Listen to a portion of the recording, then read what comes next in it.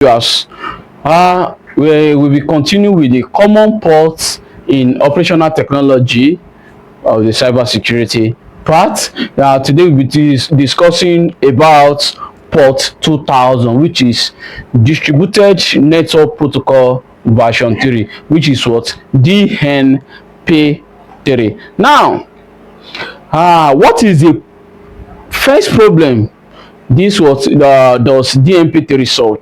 Number one is that let us put this example as a in Nigeria case, as a Nigeria, like Nigeria as a case studies. Now they have power stations, we have pipelines stretching across states from one state to another, and we also have water treatment facilities. We also have remote pumping stations, and these locations are often far away from cities, hard to reach physically, spread across large distance.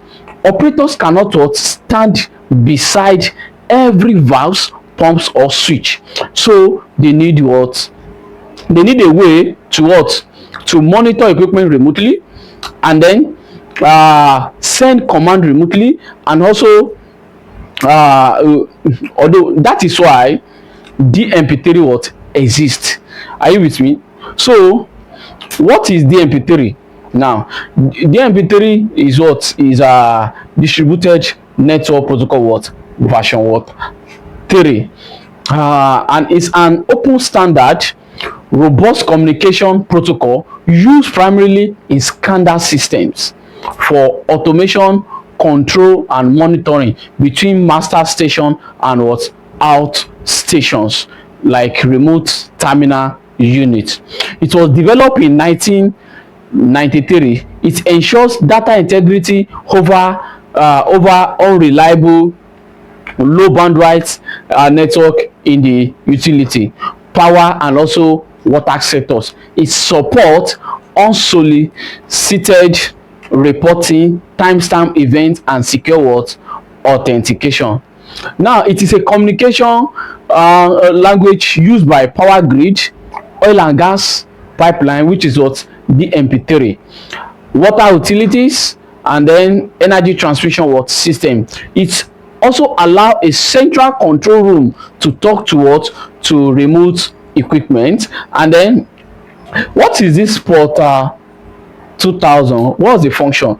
If you remember, port 2000 is the communication door. Like we said in the other one, this is a house.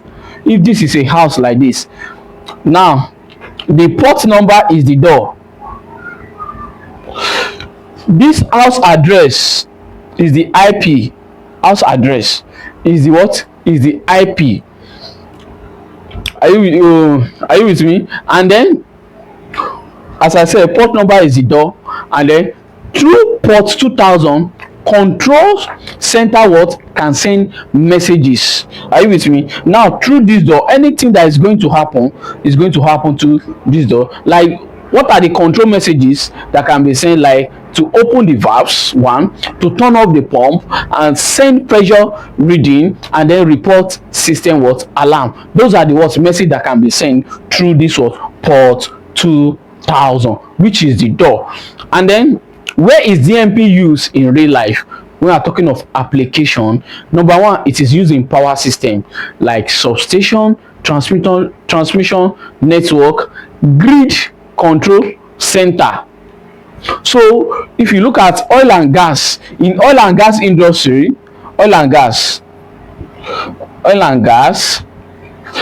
it works. We use it for pipe monitoring, we use it for pump stations, remote valve control, and we also have water system, also water distributed networks, distribution networks. We also have treatment plant, reservoir monitoring, like in our dam. Now we are going to be using this as an example, and we are going to talk like a story on it, how relatable it is.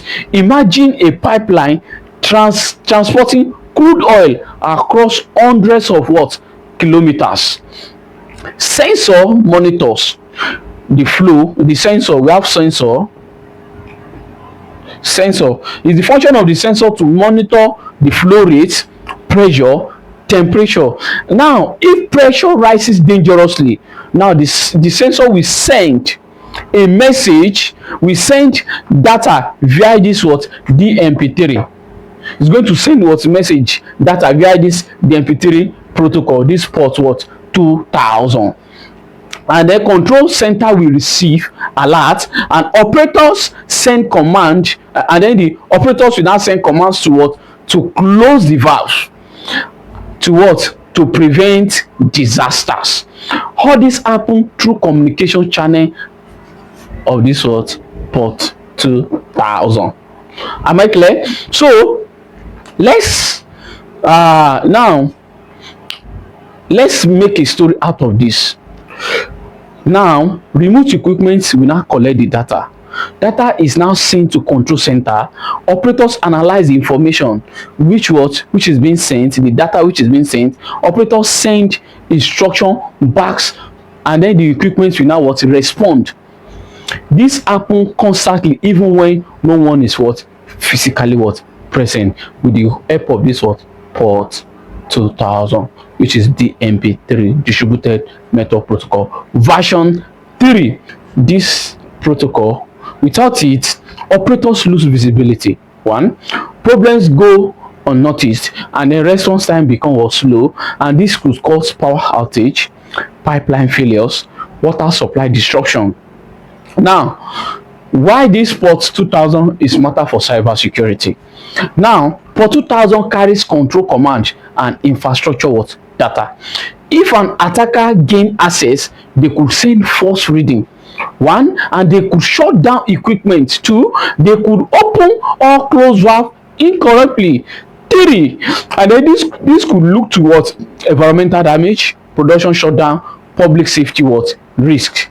Now cybersecurity in OT protect physical infrastructure, not just the what, the computer. Now why the DNP3 was not built with strong security?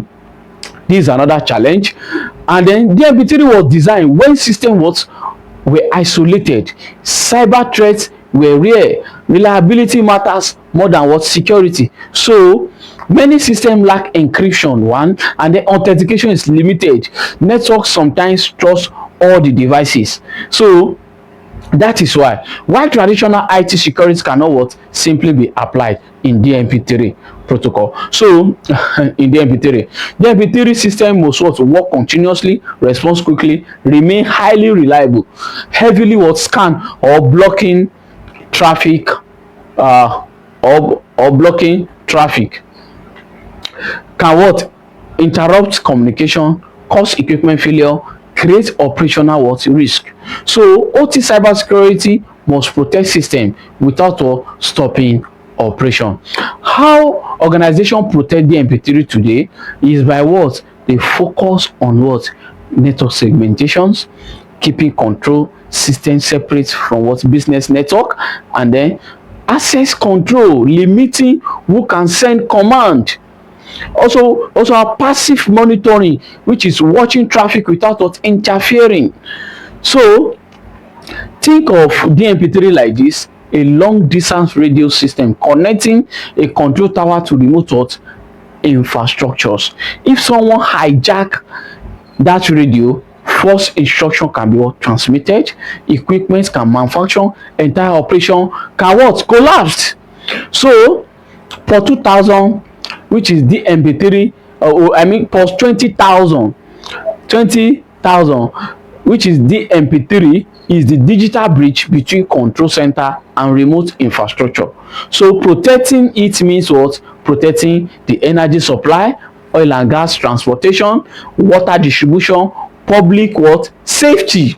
So do you think remote infrastructure like pipeline and substation are more vulnerable than facilities inside cities? So why or why not? So let's discuss this in the comment section. Thank you. Have a nice day.